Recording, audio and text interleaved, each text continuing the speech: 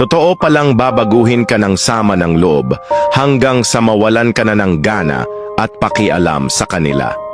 Minsan, pain changes you in ways you never imagined.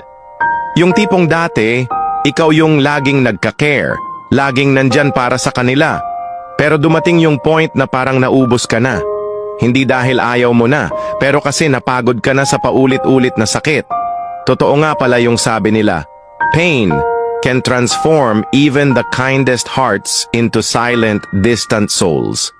Hirap magpanggap na okay ka pa rin, pero deep inside, parang gusto mo na lang mag-let go ng lahat. Hindi mo naramdam ang dating excitement na ibigay ang buong sarili para sa iba. You slowly lose the energy to care and the will to stay. It's not about being selfish. It's about protecting what little peace is left in you. Kung minsan, ang paglayo ay hindi dahil galit ka. It's simply because you're choosing yourself for once.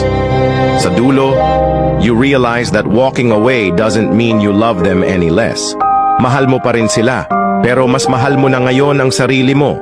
Ang sakit ay hindi para manatili sa puso. It's meant to teach you to value yourself. At kung sino man ang tunay na nagmamahal sa'yo, they will understand why you needed to let go. Remember, it's okay to choose you.